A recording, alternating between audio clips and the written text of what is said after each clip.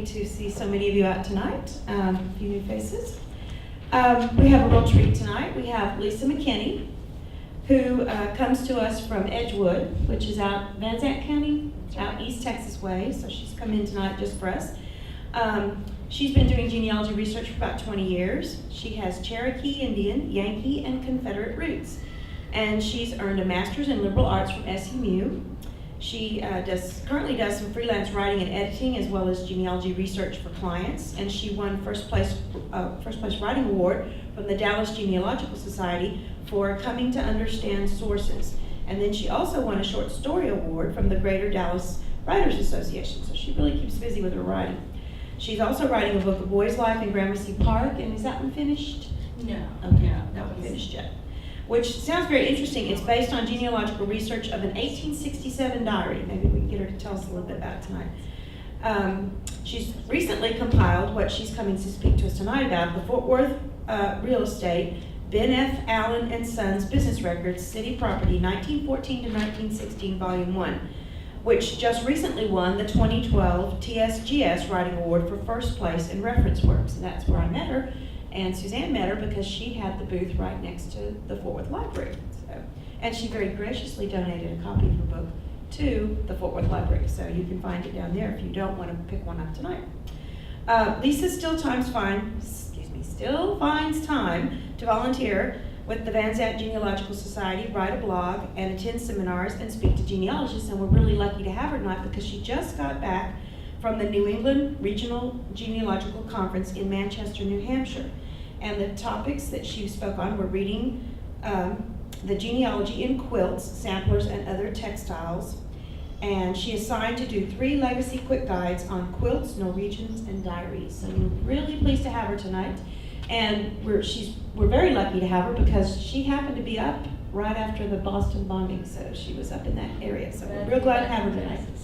Thank you. Come on down. Yes, I met Suzanne and Debbie at the Texas State Genealogical Conference last November. And I tell you what, she knows how to get free books. She just said, "Can we have one of your books?" And I said, "Well, yes." So, but I'm very proud to have it in the Fort Worth Library. What it is Fort Worth Real Estate, Ben F. Allen and Sons Business Records, City Property, 1914 to 1916, Volume 1. And this picture here is a little dark, but you can see that there are several beaten up, old, dusty, vermin-ridden, things have been in these books. But I saw them, and there were maybe 12 of them altogether, including indexes, in an antique store. And I just had to have them. This was a long time ago, probably 20 years, probably about the time that I did start genealogy. And so I bought them all for $25, and they've been in my closet or in various boxes and over moves and things for all these years. And finally, a couple of years, or last year, I decided I'm going to get these things, start working on these things, getting these things down. It's just like doing your family genealogy. You just got to start. And so that's what I did. I've got an actual one that I brought with me to show you. You can tell in the book in the photograph that they're all different sizes. The long skinny ones are the indexes, and some of them are short, maybe like 6 by 8, and then this is sort of 8 by 13 or something, kind of odd dimensions for today. But when I opened it up, what I found were these pages that had been put in here chronologically. So one day, this Ben F. Allen, do you know Ben F. Allen Company? It was based in the Flatiron Building. And you know the Flatiron Building, right? Okay. It was based there, and they were just a real estate agency, just like today. They handled both commercial and residential property and farm and ranch properties. So they handled the gamut of everything. But every day they would have a listing come in. You can see here's something that's printed, a whole subdivision. But so what I found when I started looking at these books is they're very fragile.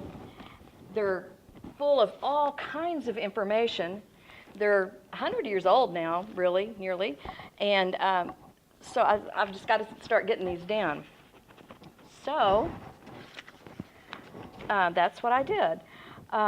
They're available now in this library, and Waco and Irving and the East Texas Heritage Center, which is at Stephen F. Austin, and then, of course, in my own genealogy library. And then I'm about to get it hooked up with Amazon. I've got the ISBN there that you'll be able to order it probably within about a week. And so I'm continuing with this. This volume that you're kind of glancing through is just 2 of those books. And I'll talk about how they're all divided up. But there were a set of city property, and that was the residential and commercial. And then there are a set that are farm and ranch property. So these were discarded by the Ben F. Allen real estate business. Their entire series that survives is basically mostly pre-World War I, some in 1919 and 1918, but all before 1920. Volume 1 is city property from 1914 to 1916. That's what I brought tonight. And these are, what I brought are like the last ones of my draft copies. I don't have any more new ones to sell, and so the new ones are $29.99 if you get one on Amazon. I'm going to sell these tonight for $10 if anybody would like to have one just to glance at. They're just kind of fun to look at, even if you don't have people in them. So this first volume is city property, and then the second volume will also be city property. I thought I would be finished with it by now. I'm not finished with it. And then there will be at least 2 volumes of farm and ranch property. This, and it says here, yeah, this business was in the historic Flatiron Building in downtown Fort Worth. So what good are these old records? I mean, so what, right? You look in there, okay, well, there's McKinney's, but it's not my McKinney, so I'm going to turn it over. Well, basically, if you don't actually find your people in here or your people's property, you might find, somebody's house that you know or are related to in here. But if you don't, what you'll find is a lot of good social information from that time period. They go beyond just the regular real estate listings in the newspaper because they provide a behind-the-scenes view of the real pluses and minuses of the properties.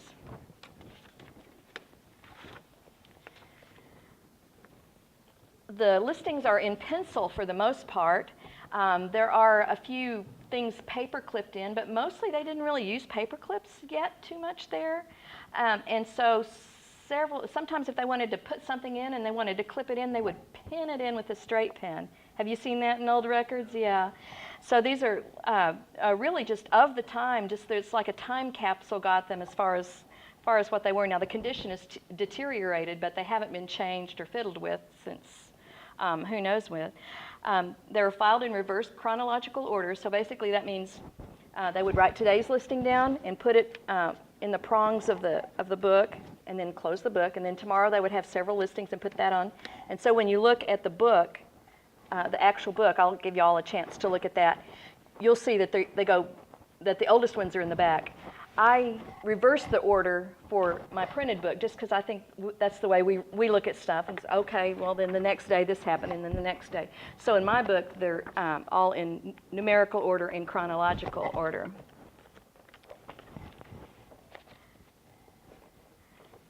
So they all have listing numbers.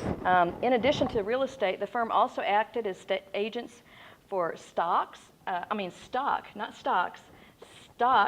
cattle, horses, mules.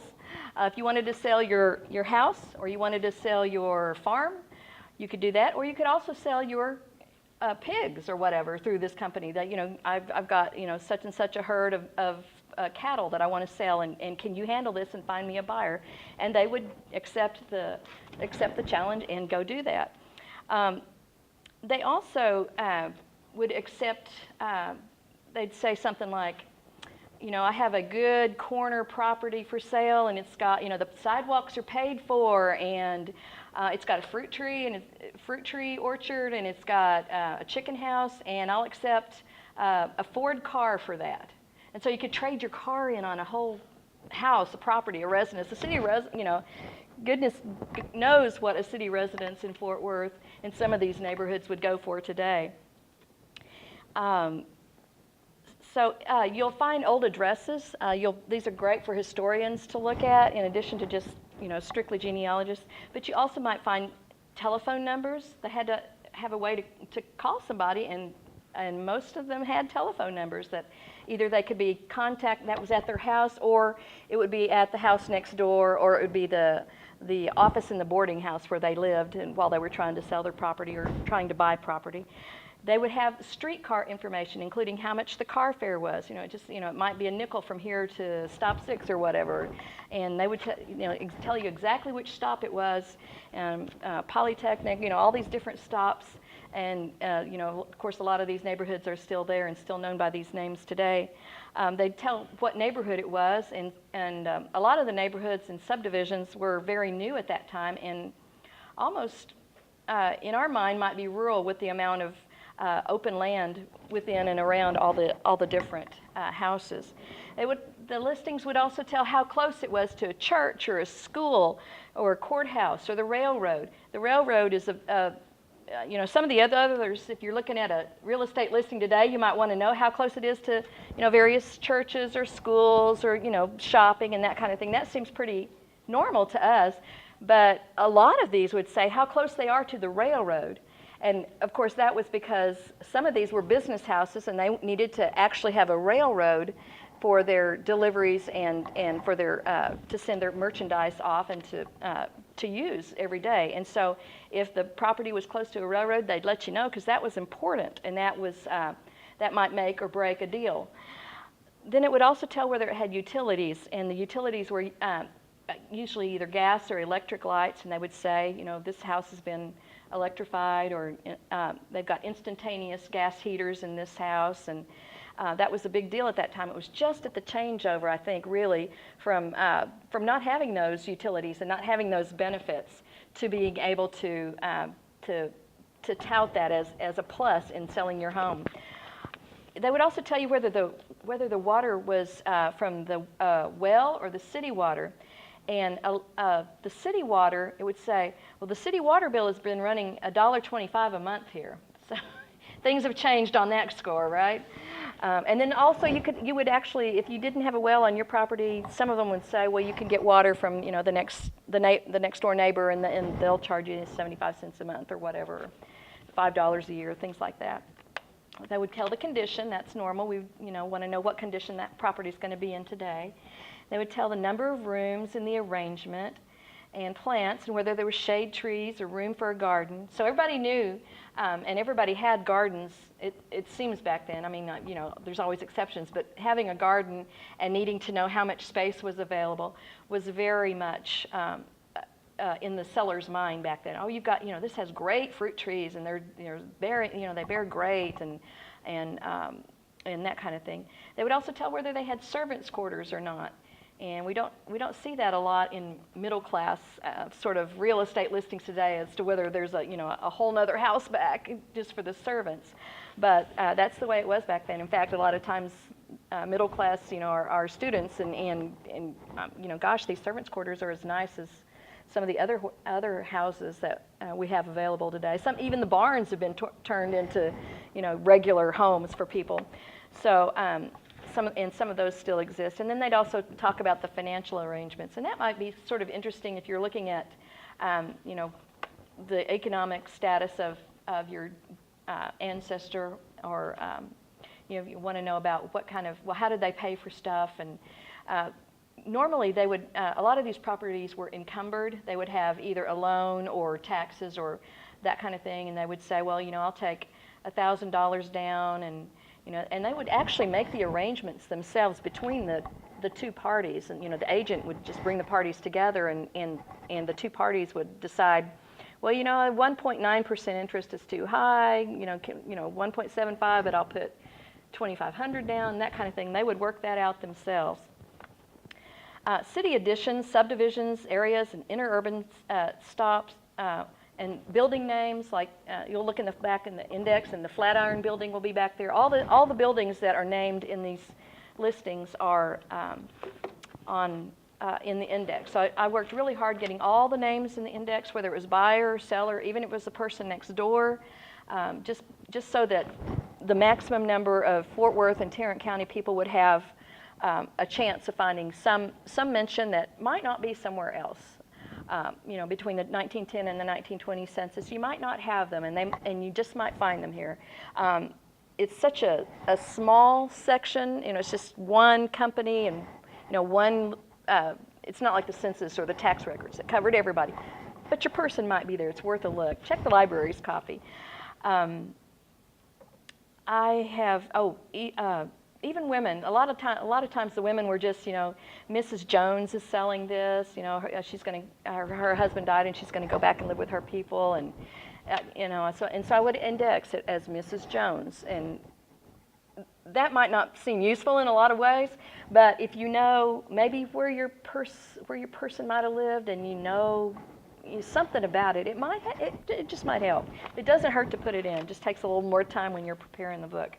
I've corrected a lot of the spelling.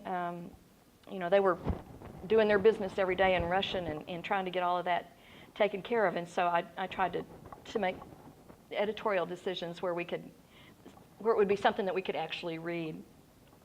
And then finally, as another note, the listings definitely have the cultural attitudes about ethnicity that were really common then, most notably about separating whites and Negroes, and they would say whether the property was deemed suitable or not suitable for Negroes, for African Americans, and so that is in there some. It's not in there a whole lot, but it does exist. And so that's kind of just an outline of the books, and that kind of covers the section, what good are they to, I guess. Just, there's a lot of plus and minuses that are in these listings that you just don't find in the newspaper.